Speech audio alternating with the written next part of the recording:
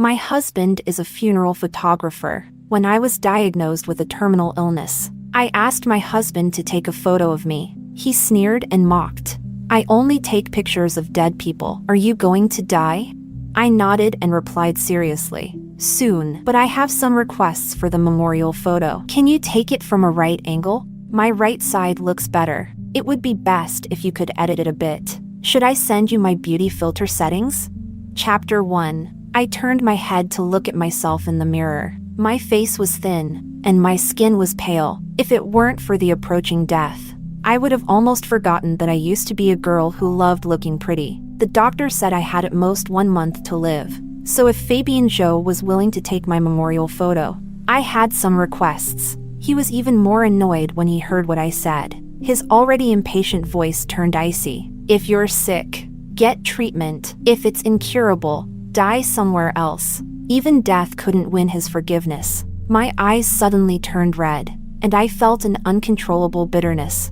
I thought Fabien would say something nice when he heard I was dying. Out of the corner of my eye, I glanced at my daughter, Bess, who was still sitting at the dining table, staring at her cake without taking a bite. She had been looking forward to today's birthday for a long time. I suppressed my sobs and tried to keep my voice normal. There's one more thing. Today is Bess's birthday. She wants to wait for you to come home and take a family photo together. He clearly didn't want to remember what day it was. Since Bess was born, Fabien had refused to celebrate her birthday even once. There was a 10-second silence on the other end of the line. I have things to do. No photo. It was still a cold rejection. I clenched my hands and whispered, "This might be the last one." Beep, beep, beep. Before I could finish, the call was disconnected. I stood there holding my phone, tears streaming down uncontrollably. This might be the first and the last family photo we ever take. Chapter 2.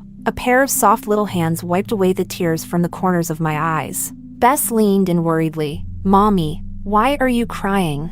Is it because Bess wants Daddy to come back for the photo, and Daddy said no? Bess won't ask for it anymore. Don't cry. Mommy, I looked at my 5-year-old daughter. She was so cute and obedient. She rarely asked for anything, except this one time, because Fabien never appeared during her childhood. Her classmates at kindergarten said she didn't have a daddy. Childish words had caused harm to her young heart. She just wanted a family photo to prove she had a complete family. No matter what, I had to fulfill her wish. At least in the days when I'm no longer around, she wouldn't be discriminated against because of this. I forced a smile, picked up Bess, and kissed her. Daddy agreed.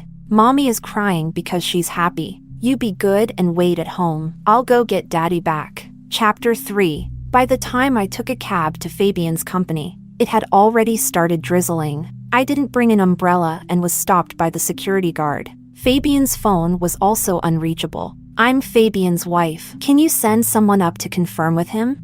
I explained in a disheveled state. Since Fabien started this job, I had only visited his company once. I was dragged out by him that time. The security guard remained silent, his sturdy body unmoving. Emma? 2 women walked out from inside, one of them looking at me with slight surprise. My heart skipped a beat. It was one of Fabien's colleagues. She gave me a somewhat awkward smile. Since the last time you left, Fabien instructed everyone not to let you in. If you want to see him, you need to make an appointment in advance. The light rain fell on me, bringing a bone-chilling cold. I wiped the water off my face, trying to hide my unease. I don't need an appointment. Please tell Fabien that I need to see him. A flash of disdain appeared in the woman's eyes. All right. Then wait here for a moment. She then instructed the security guard. Watch carefully. Don't let just anyone in. As she turned to leave, she began discussing with the person next to her without any concern. That's her. She's so shameless. Who knows what she did?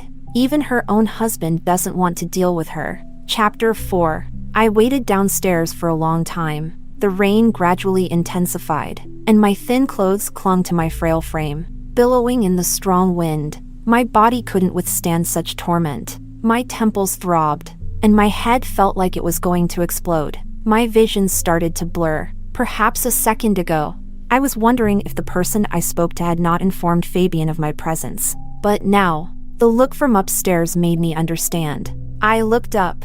Fabian was standing by the window on the third floor, indifferently observing everything below, even from a distance. I could imagine his expression. It must have been one of disgust and hatred. I sighed softly. I had hoped to at least have a proper conversation with Fabian, considering that I was dying. I hoped he wouldn't be so cruel to our daughter. After all, Bess would only have him as her only relative in the future. But I never expected that I wouldn't even get a chance to speak to him. I smiled self-deprecatingly, unable to endure the pain inside any longer. My legs giving way, and I stumbled. My vision blurred, and I felt disoriented. Falling to the ground now, splashing dirty rainwater, would make me a laughingstock. Chapter 5. Just as I was about to fall, a hand supported me. An umbrella appeared above my head. "Are you okay?"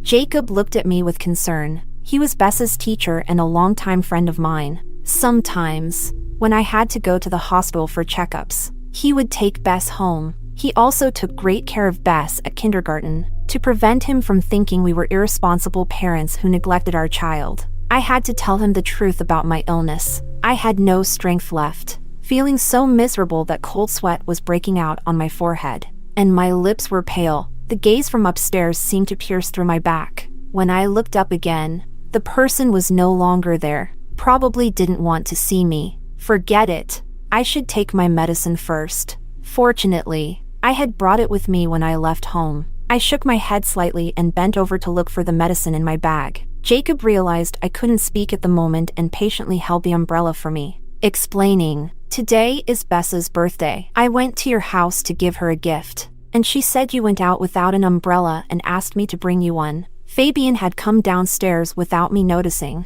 He was holding an umbrella, standing not far from Jacob and me. His gaze fell on Jacob's hand supporting my shoulder, and a flash of hostility appeared in his eyes. "Well, you brought warmth right to my doorstep." Startled by him, my hand trembled, and the medicine I had just found fell to the ground. The cylindrical pill bottle rolled forward. Of course, it rolled to Fabian's feet. He looked down at the pill bottle and impatiently kicked it with the tip of his shoe. "If you're going to fake being sick, at least do it convincingly, acting like you're half dead and taking vitamins." I didn't know vitamins could cure diseases. Chapter 6. Because I didn't want Bess to overthink things if she saw the medicine, I replaced all the bottles with vitamin bottles. Fabian didn't know, but Jacob was well aware. He was somewhat angry, shoving the umbrella into my hand and walking up to Fabian after making sure I was steady. "Mr. Joe, she's sick and can't get wet. If you don't want me to bring warmth, then please fulfill your responsibilities as her husband." Fabian stared at him, his eyes cold and emotionless. After a few seconds of silence, he suddenly sneered, "Emma, oh Emma, you're still so good at putting on an act. Even like this, someone is willing to believe you." I stood under the umbrella, teetering in the rain, hearing his words. The blood drained from my face. My illness had come on fiercely, making it hard to diagnose. The first time it struck, I fell to the ground in pain, unable to get up, with blood covering my face. Bess was terrified and called Fabian using my phone. A child understands nothing, thinking that a lot of blood means death. "Daddy, Mommy is bleeding a lot. Please save her. Bess can't be without Mommy." Maybe it sounded too serious, like I was going to die any second. Fabian ran several red lights to get home, trembling as he picked me up, his eyes filled with tears. At that time, I was relieved, thinking he didn't completely hate me. I asked him if I died, could he stop hating Bess and take good care of her? He hugged me tightly, almost frantically. "Emma, I don't hate you. You can't die." But when we got to the hospital, the tests showed nothing significant. The doctor said it might just be nosebleeds caused by dryness. The pain in my head was unbearable, and I felt something more was wrong. Asking the doctor if further tests were needed, in Fabian's eyes, it was all an act. He thought I had deliberately made myself look this way, even colluding with Bess to deceive him. His voice was dark and harsh. "Enough. Your acting only makes me more disgusted with you, even if you really die somewhere. Don't tell me." I find it annoying. Chapter 7. He thought I was lying again. this time about needing a memorial photo. I blinked, trying to keep the tears from being too obvious. The heavy rain poured down as Fabian and Jacob stood off against each other. Suddenly, Fabian picked up the pill bottle from the ground and twisted off the cap. "Are you crazy?" Jacob was shocked, trying to reach out and stop him. Fabian dodged and poured all the pills onto the ground. The white pills dissolved in the rainwater, gradually being washed away. I stared blankly at his actions. A wrinkled pain gripped my heart, like a gaping wound bleeding uncontrollably. He seemed unaware of how excessive his actions were, ignoring Jacob, and walked toward me with the umbrella. He smiled, but it was malicious. "Aren't you looking for me? Let's go. If you die in such heavy rain, who will take your picture?" "I really don't want to." His words were like sharp knives, cutting deep into my flesh. I exhaled hot breath, trying to suppress the metallic taste of blood in my mouth.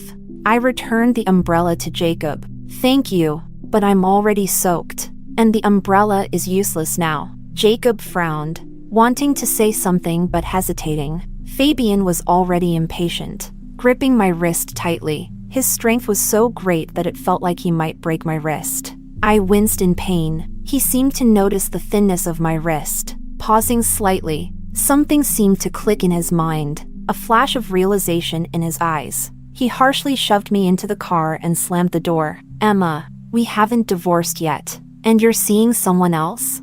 Making yourself look pitiful, hoping I would let you be together?" I slumped weakly in the seat. "No, he's Bessa's teacher." "Ha," Fabian sneered. He seemed to say something else, but my head was spinning, and I didn't catch it. Probably more cold and harsh words. Nothing good ever came from his mouth. The car drove to the outskirts, getting farther and farther from home. The road became bumpier. "This isn't the way home. Bess is still waiting for me. Today is her birthday." I forced a few words out of my throat with difficulty. Fabian looked at me through the mirror, the hatred in his eyes chilling me to the bone. He said, "None of us deserve to be happy today." My heart tightened. I knew what he meant. The car was engulfed in silence. The heavy rain pounded the windows, creating an irritating noise, taking me back to that dark summer. Chapter 8. Fabian and I met in college. He was studying photography and always liked to carry his camera around, taking pictures. One night, I went out with some friends off campus and stayed out past the school curfew. My roommate messaged me saying there was a dorm inspection that night. Luckily, there was a 2-meter-high wall in the back of the school that students often climbed over without getting caught. I hurried back, timing it just right, and pushed off with my feet. As I leaped onto the wall, I heard a click, a flash of white light. I had only one thought in my mind. Oh no, I got caught. Startled, I lost my footing and missed grabbing the wall, falling straight down. Not only would I get caught and lose points, but I'd also get injured. Just when I was about to cry from despair, Fabian caught me from below. He fell to the ground with me on top of him, his camera rolling to the side. I rubbed my arm and stood up, finally seeing clearly. It wasn't that I got caught. I had been unknowingly photographed by some perverted guy. These days, people taking pictures under skirts were so brazen. He looked quite handsome and had a cold expression, but who knew he was so creepy inside? I crawled over and grabbed the camera, cursing, "You pervert." But when I saw the photo, I was completely stunned. In the moonlight, a girl leaped over the wall, her black hair flying, revealing the right half of her face, her eyes sharp. It was an indescribable heroic sight. Fabian got up, dusted off his clothes, not angry, but rather blushing and apologizing. "I'm sorry. I just thought that moment was beautiful and wanted to capture it. I didn't mean to scare you." I realized I had misunderstood, but still righteously scolded him. "Taking photos of girls in the middle of the night. Where's your sense of justice and morality? As compensation, you have to take more pictures for me." And so, Fabian became my exclusive photographer. No matter where I went, he was always there with his camera, capturing my scenes. In his camera and eyes, there was only me. Our mutual understanding and love were as beautiful as a romantic drama. Chapter 9. After graduation, Fabian and I became financially stable, bought a house, and got married. For the 2 years we were married, he was always gentle and caring towards me. My parents divorced and neglected me, so he brought me into his family. Fabian's parents were wonderful. They never demanded anything and frequently brought me gifts and delicious food, treating me like their own daughter. Later, I became pregnant with Bess, and they moved in to take care of me. My constitution was weak, and the pregnancy was particularly torturous. I threw up everything I ate. A few nights before the due date,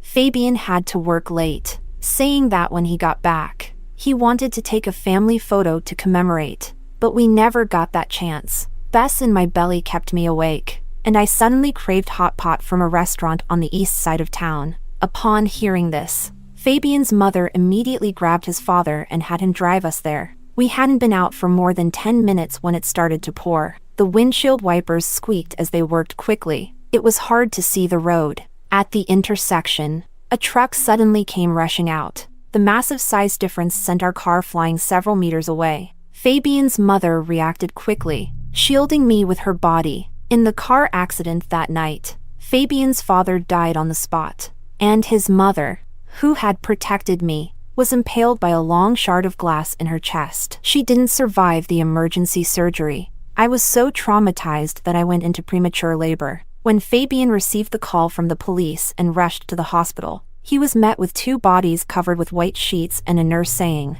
"My condolences." He said nothing, red-eyed as he handled his parents' affairs, personally preparing their memorial photos. Bess's cries pierced through the silence of the hospital room. Her birth, once eagerly awaited, now went unnoticed. My tears had already soaked the pillow. I blamed myself, feeling heartbroken and constantly thinking, if only I hadn't said I wanted that hot pot from the east side of town, none of this would have happened. I was the one who caused their deaths. I suffered from postpartum depression and attempted to take my own life several times. If it weren't for Bess, that small bundle, who would smile at me and grab my finger with her soft little hands. From the day Bess was born, Fabian began to deliberately avoid me. He couldn't face me or Bess. The man who once loved to take pictures of me no longer let me appear in his lens. He even changed jobs to specialize in taking memorial photos. At first, I tried to communicate and apologize, but he never responded, until he started coming home less and less. On Bess's first full month, I knelt and begged him to come home and see his child, crying hysterically, "If you need to vent, to hate, do it on me. Bess is just an innocent child. She can't be unloved from the moment she was born." Fabian, like a trapped beast, smashed everything around him, his bloodshot eyes bursting with deep-seated hatred for the first time. He, too, was hysterical, the veins on his forehead bulging. "What do you want me to do? Because of her birth, I lost my parents. How am I supposed to face you both? Do you want to drive me to death?" Chapter 10. After that, Fabian's resentment towards me and Bess grew deeper. Once a loving couple, we now cursed each other with the harshest words. I leaned against the car window, closing my eyes. My breathing was slow and weak. The road became increasingly difficult, the bumps making me feel nauseous. "We're here." Fabian's cold voice pulled me out of my memories. I opened my eyes and, upon seeing the outside, my pupils contracted. It was a cemetery. Fabian's parents were buried here. During the funeral, Fabian didn't let me participate. He said I, the murderer, was not qualified. Now, why did he bring me here? In an instant, fear, guilt, and endless remorse overwhelmed me. I trembled all over, my teeth chattering uncontrollably. "No, don't, please." Fabian ignored me, his eyes devoid of any affection. As he opened the car door and dragged me out, the sky was overcast, and I couldn't see the ground clearly. I almost stumbled. Fabian practically dragged me to his parents' graves. He released his grip, and I fell to my knees in front of their tombstones. My knees hit the stones hard. Fabian's voice mixed with the heavy rain above my head. "Didn't you want me to be with Bess on her birthday?" He paused, then, like a demon, pronounced, "This rain is my parents' punishment for you. You kneel here and repent. When the rain stops, it means they have forgiven you." I tried to support myself with my hands, failing several times to stand up. Finally. I could only kneel before Fabian's parents' tombstones. I didn't dare to look up. Their memorial photos were on the tombstones, their black and white faces seeming as if they would come out and ask me any second. Why did you want to eat that hot pot? Why did you have to make trouble? We were killed because of you. I'm sorry. I'm sorry. It's my fault. It's all my fault. I should be the one dead. I spoke hoarsely, my voice barely audible. Fabian squatted down, grabbed my hair, and forced me to look up. His face close to mine. The distance was very close, and I could hear his words clearly, one word at a time. The pain in my heart. You will repay 1,000 times over. Chapter 11. The pain from my scalp being pulled was nothing compared to the pain in my heart. I breathed rapidly, my lips moving without being able to form a word. It was me. I ruined everything. Bess could have had a happy home and a loving father. Fabian could have had a joyful family. But I didn't mean to. I didn't know it would rain that day. Didn't know a truck would come out at the intersection. The suppressed grief in my heart surged like a raging sea. In an instant, I broke down. I burst into tears, the hot tears seeming more plentiful than the rain, streaming down my face. Fabian was also soaked by the rain, watching me with cold indifference. After a long time, he seemed tired of everything in front of him, wanting to leave me there. The cemetery was remote, and at night, almost no cars passed by. Without medication to support me, in my current condition, I would probably die here alone. My brain buzzed, losing the ability to think. With only one thought remaining, Bess was still waiting for me at home. I couldn't die here. I reached out to grab Fabian's pant leg. My vision was blurry, and I missed several times. Don't go. My voice was hoarse, barely audible. There was no response. My nose felt hot, and a metallic taste rose in my throat, impossible to suppress. If I could, I would rather it was me who died. Why are you doing this to me? Fabian, let me atone, okay? I'm about to die. I'll go apologize to them. Drip. Something dripped on the ground, bright red and glaring. Chapter 12. I was bleeding again. This time, there was more blood than ever before. Maybe today, I would really atone. My phone was still in Fabian's car, and I couldn't even say goodbye to Bess. I leaned quietly against the tombstone, feeling the warmth leave my body. I didn't know how much time passed. Long enough that I almost fell asleep. Something cold covered my face, and someone was calling me, again and again, urgently, bewilderedly. Emmy, don't scare me. Fabian had returned. He carefully wiped the blood from my face, his hands trembling uncontrollably. I mechanically moved my eyes. The one who was about to die was me, yet he looked worse than I did. His panicked, shocked eyes clearly reflected my appearance. It was ugly, not at all pretty. Fabian took off his jacket and covered me with it,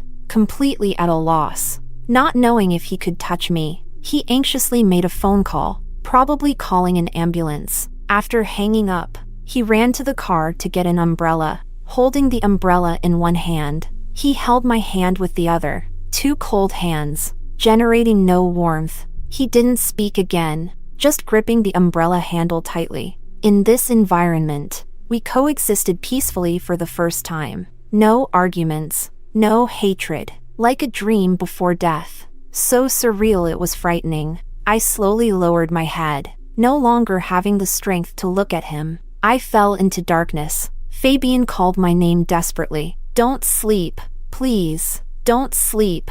Emmy. Chapter 13. I seemed to have a dream. In the dream, after I died, Fabian continued to ignore everything. Bess was left alone at home, with no one to cook for her, no one to take her to school. A tiny girl, not even tall enough to reach the stove, stood on a stool to cook noodles. Too weak, she fell while scooping the noodles, tipping over the pot. Scalding hot water splashed all over her. Bess's fair little face turned red, tears falling like pearls from a broken necklace. Mommy, where are you? It hurts so much. Mommy, Mommy, I miss you so much. Didn't you promise to spend my birthday with me?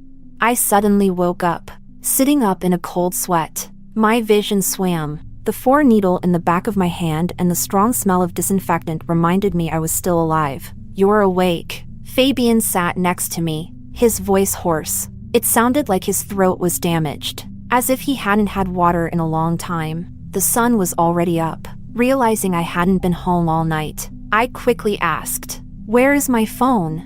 I didn't know if Bess had eaten, if she was still waiting by that cake for Fabian and me. Sometimes Bess stayed home alone. I had installed a landline in her room for emergencies. Whenever something happened, she would call me. Fabian hesitated, not reaching for the phone. "Shouldn't you explain to me what's wrong with your health?"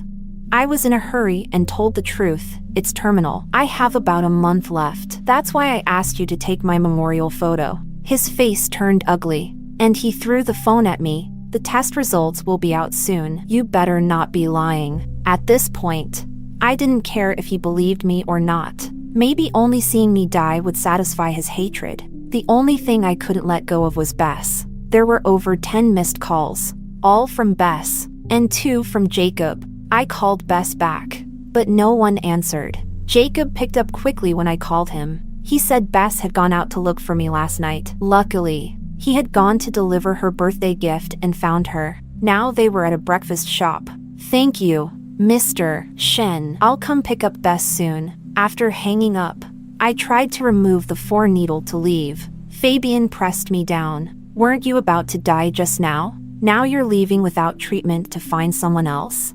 This man was strange. One moment, he didn't believe I was sick, wishing for my death. The next, he wanted me to stay in the hospital for treatment. I sighed. "I told you, it's terminal. There's no cure. I don't want to waste time." Chapter 14. Fabian stared at me without speaking. His face was dark and heavy, and his eyes were a bit red. Looking at his stubborn expression, my head started to ache again. My throat, after a few words, burned painfully. We hadn't gotten along for so long. I'd almost forgotten he was the kind of person who wouldn't believe until he saw the coffin. "I'm really worried about Bess. If you want to see the test results, you stay here and wait." Fabian grabbed my shoulders, his gaze sharp as a knife. "Is lying to me fun? This isn't the first time. Do you think I'll believe you? I'm not letting you go. You'll pay for your lies soon." I hadn't expected that even at this point. He still didn't believe me. I lowered my head, took a deep breath, and forced down the rising heat. "Yes, you've seen me like this before. Would a normal person bleed this much?" His grip on my shoulders tightened, even trembling a bit. I remembered the expression on Fabian's face when he saw me dying at the cemetery, filled with fear, confusion, and shock, spreading vividly across his face. He seemed to remember the similar incident from 6 months ago, mumbling dazedly, "Impossible, impossible." It was just dryness. Thud, thud, thud. Knocking interrupted his self-deception. The doctor came in with several test results, his expression serious. "Are you Emma? You should carry medication with you at all times in your condition. Otherwise, you could die suddenly." Fabian froze. The doctor continued speaking. "Looking at you, it seems you're aware of your condition." He paused, sighed, seemingly used to it, yet regretful about life. "So young, it's best to be hospitalized. You might live a bit longer." Chapter 15. The room fell into a deathly silence. Fabian seemed forced to confront the truth he had always avoided. His chest heaving violently, he kept repeating, "How could this be? How could this be?" I gave a calm smile. "How could it not be? All these years, you weren't the only one in pain. If it weren't for Bess, I wouldn't have been able to hold on. No one wants a tragedy to happen. If I could, I would rather have died in that car accident too." Pain flashed in his eyes, and he couldn't speak for a long time. I had no desire to rehash the past, nor any position to blame him. As I got up to leave, he grabbed my wrist once more. I took a deep breath and turned back, irritated. "Bess is our daughter. If you don't love her, you can't stop me from..." Before I could finish, I was stunned, because Fabian was crying, not silent tears, but like a child. His nose and eyes were red, and tears fell in large drops. He looked utterly helpless, his brows and eyes filled with sorrow and grievance. And he roared, "Why won't you let me keep hating you? You say Bess is what kept you going. But what about me? What can I use to keep going? Because of my wife and daughter. My parents died. Are you the murderer? Or am I the murderer for marrying you? You're going to die. What am I supposed to do? What am I supposed to do?" I watched him quietly as he vented. Neither of us could let go of Fabian's parents' deaths. Fabian hated me, hated Bess, and also hated himself. During my postpartum depression, I was prescribed a lot of sleeping pills, some of which I kept in the bedside drawer. In less than a month, many were missing. Half were taken by me, and half by Fabian. Maybe hating me was his reason for living, but this mutual torment had to end. I sighed deeply and pulled my hand back. Then let me take that hatred with me to atone. Bess is your daughter. You are her only support. Fabian, please take care of our daughter. Will you?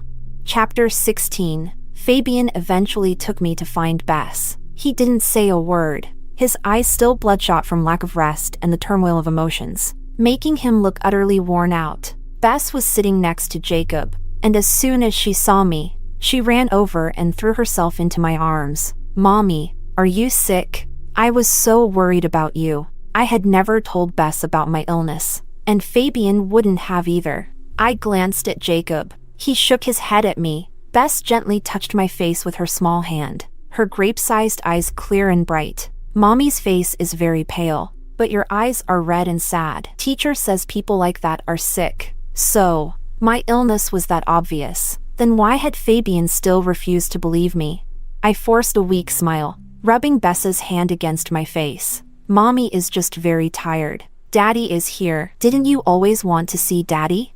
Fabian stood off to the side, unmoving, his emotions complicated. Bess didn't show the excitement she had on her birthday, holding onto my neck and burying her head into me. "Mommy must be sad because of Daddy. I don't want Daddy anymore. Having just Mommy is enough for Bess." My Bess was always so smart. She understood everything. If her hand wasn't tightly gripping my clothes, I would have thought she didn't want to see Fabian. I gently patted her head. "All right. Mommy is really okay. Go play with Daddy. Mommy has something to talk about with Uncle Shin." Fabian probably hadn't figured out how to face Bess yet. Standing there motionless with a blank expression, I put Bess down, and she cautiously approached him. "Daddy, why didn't you want to come back and take pictures with Bess yesterday? The kids at kindergarten tease me, saying I don't have a daddy." She didn't know about the issues between Fabian and me. The grievances of the previous generation shouldn't involve the child. I understood that, and Fabian did too. When Bess saw Fabian wasn't speaking, she took out a drawing from her backpack. It depicted 3 people, 2 adults holding a child's hands in the middle. She held up the picture for Fabian to see, speaking sincerely. "It's okay if Daddy won't take pictures. Bess can draw our family portrait herself." My heart ached, and for the first time, I felt a wave of resentment toward Fabian. My daughter was such a good child. Sometimes at night, when I put her to bed, she would ask if being a little more obedient would mean she would be loved. She said she wanted to be the best behaved child so Daddy would love her and Mommy. Fabian looked at the drawing, his body suddenly trembling. His tall frame seemed to collapse all at once. After a long while, he knelt down, took the drawing, and hesitantly held Bess's hand. Chapter 17. Seeing the 2 of them getting along relatively well, I felt at ease and walked away. Jacob looked worried. "Are you okay?" I shook my head. "My days are numbered. Bess will have to be taken care of by Fabian from now on. I'll need you to help keep an eye on her." After all, Fabian had no experience taking care of a child. Jacob was the only person I could trust. He was patient with children, often going to teach in remote areas, and he was a good person. Hearing my words, his eyes suddenly turned red. His usually gentle eyes were tinged with sadness. "Have you and Fabian talked things out? You can't leave with regrets, can you?" But there were no misunderstandings between Fabian and me, just the loss of 2 close lives standing between us. I glanced at Fabian, who was already sitting with Bess, and spoke softly. "This is good enough. Right now, this was enough. I couldn't ask for more." Chapter 18. Fabian and Bess were getting along quite well, seeing Bess's smile growing more frequent. I felt at peace. Once the last bit of business was resolved, the strength that had been keeping me going suddenly left me. It was as if I aged decades in an instant, with no strength left to get out of bed. This morning, I had planned to take Bess to school, but I woke up late and didn't wake up until noon. When I opened my eyes again, I saw Fabian sitting by my bedside. I took Bess to school, he said. He looked seriously at my eyes and eyebrows. Why not try to get treatment? We both knew it was incurable. I looked at him quietly, saying nothing. After a long while, the glimmer of hope in his eyes faded, and he lowered his head slowly. Tears slid from the corners of his eyes, which he quickly wiped away. I heard his trembling voice. I was too cowardly, always blaming you for everything. If I had been kinder to you, maybe we wouldn't be here now. People say emotions drive the body. Doctors had mentioned that my illness was partly due to bad habits. I was weak and depressed after childbirth, and I attempted suicide multiple times without proper postnatal care, taking large amounts of medication several times. I was pulled back from the brink of death. If Fabian hadn't abandoned me during that time, but it's useless to think about it now. I sighed. Life doesn't offer many what-ifs, and I had no grounds to blame him. My chest felt tight, making it hard to breathe. I wanted to ask Fabian to get me a glass of water. When I looked up, I saw Bess standing at the door with her school bag on her back. I hurriedly put on a smile and tried to get out of bed to hug her. My legs suddenly gave way, and I nearly fell. Luckily, Fabian caught me. Usually, when I bumped into things, Bess would be very worried. This time, she acted as if she hadn't seen anything, hopping over to me with a bright face. "Mommy, we have an event at school this afternoon. Can you braid my hair?"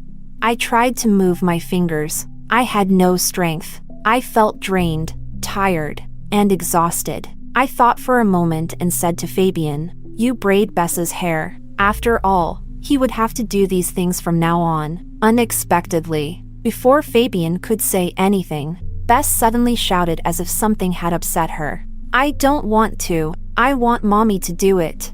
These days, Bess seemed to have entered a rebellious phase. When I taught her to organize her backpack, she would throw everything around. When I taught her to put on socks by herself, she would deliberately run around barefoot. Now, asking Fabian to braid her hair, she even threw the comb. How could I leave in peace with her acting like this? I was both anxious and angry, not knowing what was wrong with Bess. Fabian, too, was facing Bess's tantrum for the first time, unsure of what to do. Bess kept shouting, her fair little face turning red. "Why is Mommy pushing me to Daddy? Don't you want Bess anymore? Daddy can't braid well. I want you to braid my hair. Only you.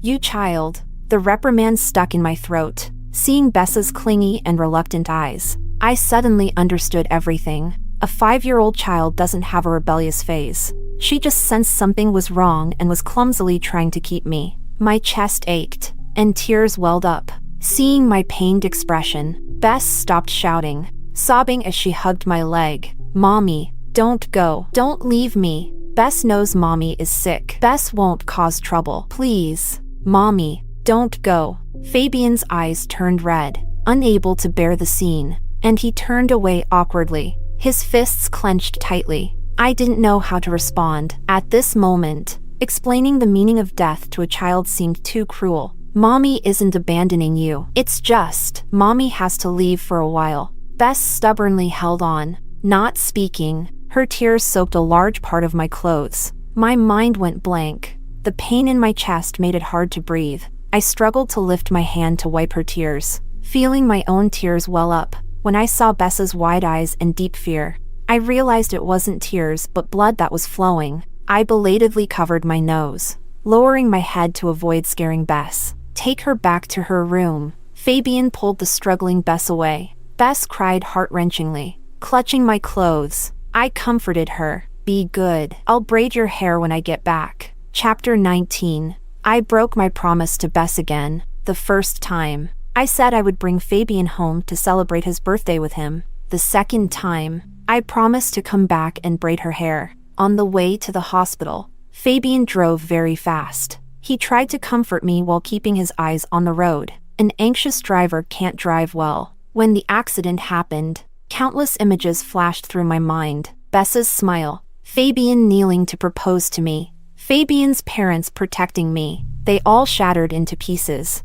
exploding before my eyes. Some pieces stabbed into my eyes, some into my back. But this time, at least, I protected Fabian with my last bit of strength. I shielded Fabian with my body. Fabian's eyes were bloodshot as he screamed desperately. In the midst of the chaos, I felt as if I had returned to the day Bess was born. No accidents, no tragedies. A tiny bundle with a loud cry. Fabian, standing outside the delivery room, sighed with relief and smiled. "Thank you, my love. I love you, and I love our daughter." Fabian's parents looked at Bess, their smiles kind. We were a happy family. Extra story 1. Emma died. On the way to the hospital, Fabian drove too fast and got into an accident. With her last bit of strength, Emma protected him, letting the shattered car glass cut her to pieces. Despite Fabian dragging his injured leg and rushing her to the hospital as quickly as he could,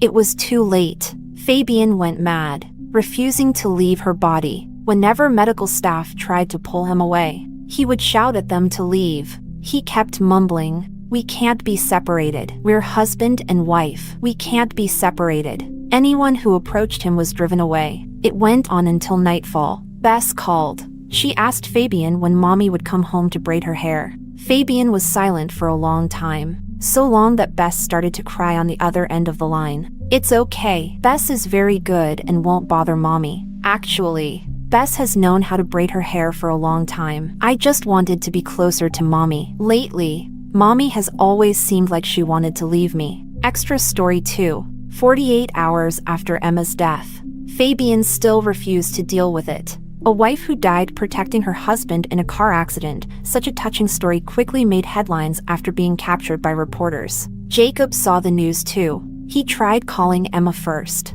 and when she didn't answer, he went to find Bess. Bess hadn't eaten much, and she was starving, rummaging through the fridge for bread. Upon learning that Emma and Fabian hadn't been home for over a day, Jacob took Bess out for breakfast and then brought her back home before heading to the hospital to find Fabian. Seeing Fabian, Jacob almost didn't recognize him. A few days ago, he was meticulously groomed. Now he was in a foul-smelling hospital room, disheveled and with dark circles under his eyes, like a mentally unstable madman. Fabian also saw Jacob, but he ignored him, just moving closer to the hospital bed for comfort. Jacob couldn't stand to see him like this. Feeling a mix of sorrow and anger, he went up to Fabian, grabbed his collar, and punched him hard in the face. Fabian seemed to have no sense of pain. Not reacting at all, he mechanically turned his eyes, finished hitting and let go. "I want to be with my wife." Jacob dragged him further away. Fabian started to struggle, but he hadn't eaten, and his leg was injured, so he was no match for Jacob. He was quickly beaten down like a dead dog lying on the ground. Fabian didn't understand. Was this man in love with Emma, blaming him for Emma's death and venting his anger? But Emma was always his. Fabian grinned, a hideous smile. Jacob frowned, his voice cold, pushing Fabian into despair. "Fabian, you're a selfish, cowardly waste. Because of one accident, you blamed everything on Emma, abandoning your wife and child for years. Do you know how hard it was for Emma to take care of a child while suffering from postpartum depression? You ignored her, and now Emma is gone. Do you want her to rest in peace or not? Bess is your daughter. She has only you left. Look at what you're doing." These words were like a bucket of cold water poured over Fabian, instantly sobering him. Fabian clutched his ears in pain, curling up on the ground. Was he a coward? After his parents' accident, he had always been avoiding it, even knowing it wasn't Emma and Bessa's fault. But he had tried to let it go, even seeing a psychologist. The doctor said he had PTSD, avoiding anything related to that incident. He had always known how hard it was for Emma. He had seen Emma cry while feeding the baby, seen the scars on her arms from cutting. Why? Why did he do those awful things? He still had Bess. Emma entrusted Bess to him, but he left Bess alone at home. Jacob kept talking, but Fabian couldn't hear him anymore. He wished he could just die right there. Extra Story 3. Fabian eventually handled Emma's funeral himself. While going through her things, he found a photo under Emma's pillow. It was the one he had taken of her on the day they first met. Half of her right face showing. A beautiful, vibrant young girl. When did such a bright person become so pale and weak? He suddenly remembered. Emma had called him. She had asked him to take a memorial photo from the right angle. And what did he say? Fabian felt the small cracks in his heart widening bit by bit, gradually becoming irreparable, causing him unbearable pain. Daddy, is Mommy dead? The voice from behind made him freeze. Bess stood at the door holding her drawing of their family portrait, staring straight at Fabian. The news said Mommy died protecting you. I asked the teacher, and dying means a person completely disappears from this world. Mommy disappeared because of you, and she can't be with Bess anymore, right? Fabian shuddered violently, feeling cold, pain, and an unknown fear spread through his body. He looked into Bess's clear eyes and saw something he was all too familiar with. The same emotion that had appeared in his own eyes many times. Hatred. Bess held up the drawing and slowly tore off the part with him in it, leaving only the part with Emma holding her. She said, I hate Daddy. Fabian stumbled forward to hug her, but she dodged him. It was only then that he realized. Maybe at this moment, he had become another Emma, and he finally understood just how terribly wrong he had been.